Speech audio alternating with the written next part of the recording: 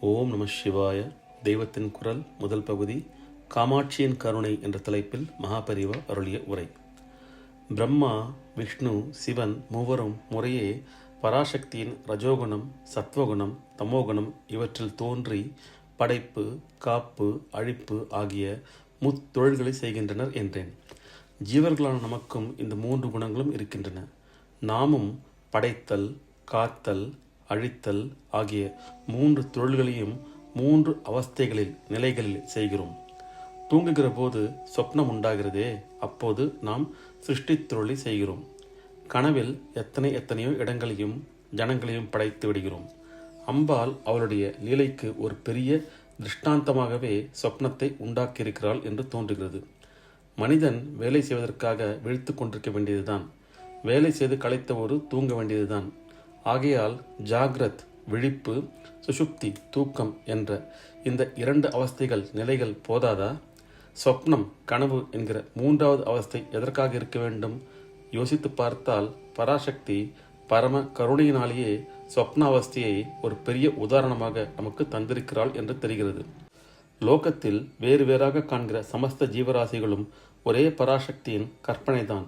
வாஸ்தவத்தில் அவளை தவிர வேறொன்றும் இல்லை என்று ஞானிகள் சொல்கிறார்கள். இதை எப்படி நம்புவது?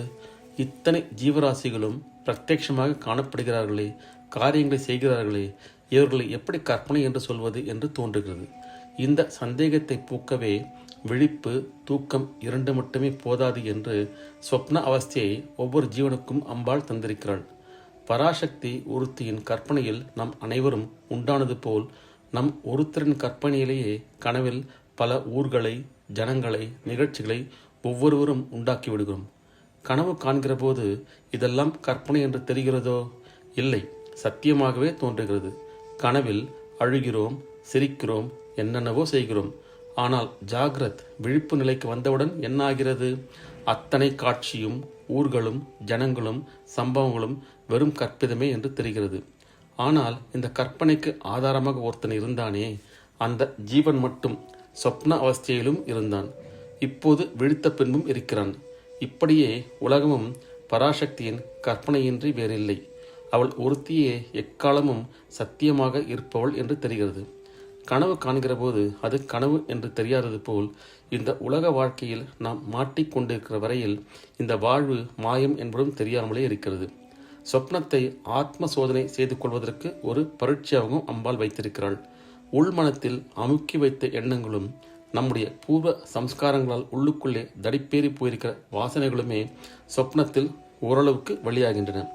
உள்ளுக்குள்ளே நாம் எப்படி இருக்கிறோம், எத்தனை தூரம் பரிசுத்தமாக இருக்கிறோம் என்பது நமக்கே தெரியவில்லை. சாத ஜனங்களோடு கோவிலுக்கு போனால் அப்போது மனசுக்கு ரொம்பவும் சாந்தமாக இருக்கிறது. நாம் மிகவும் சுத்தமாகிவிட்டோம் போல் இருக்கிறது என்று நினைத்து கொண்டு விடுகிறோம். உடனேயே இந்திரியங்களை தூண்டுகிற சினிமா, இல்லாவிட்டால் நாவலை படிக்க நேர்ந்தால் அதிலும் சந்தோஷம் ஏற்படுகிறது. இதை பற்றி யோசிக்கிற போது அடாடா, கடைசியில் நம் இவ்வளவுதானா என்ற துக்கம் உண்டாகிறது. வாஸ்தவமாகவே நம் பக்குவத்தின் நிலை என்ன என்று உரைத்து பார்த்து தெரிந்து கொள்ளவே அம்பாள் சொப்னத்தை ஒரு உரைக்கல்லாக தந்திருக்கிறாள். கனவில் நாம் காமாதி அனுபவங்களில் பகிர்கிறோமா, அல்லது காமாட்சியின் தரிசனம் கிடைத்தாற்போல் சொப்னம் வருகிறதா என்று பார்த்தால் நம் அந்தரங்கம் நமக்கே தெரியும். பூஜை, தியானம், ஜபம் என்று வெளிப்பட நாம் அமர்க்களம் பண்ணலாம். ஆனாலும் சொப்னத்தில் காமாட்சியை தரிசிப்பதாக வந்தால்தான் உண்மையாகவே பக்குவமானதாக அர்த்தம். நம் குறை நிறைகளை அறிய பரீட்சையாக கனவை வைத்திருக்கிறாள். குறை இருக்கிறதே என்று புலம்ப வேண்டியதில்லை. நமக்கு உள்ள குறையை உணர்ந்தால்தானே நீரவை நோக்கி போகலாம். அம்மா, நான் இன்னமும் இப்படித்தான் இருக்கிறேனா? என்னை மேலும் கை தூக்கிவிடு, உன்னை நிஜமாக பக்தி செய்ய அனுகிரகம் பண்ணு என்று அவளையே நம்பிக்கையோடு வேண்டிக் கொள்ள வேண்டும். நம் பக்குவ குறையை உணர்ந்து நம்மை திருத்திக் கொள்ளவே அல்லது நிறைவை அறிந்து நிம்மதி பெறவே கருணையோடு சொப்ன அவஸ்தையை வைத்திருக்கிறாள். ஓம் நம சிவாய.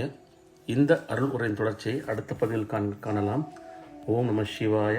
ஹர ஹர சங்கர, ஜெய ஜெய சங்கர, காஞ்சி சங்கர, காமகோட்டி சங்கர.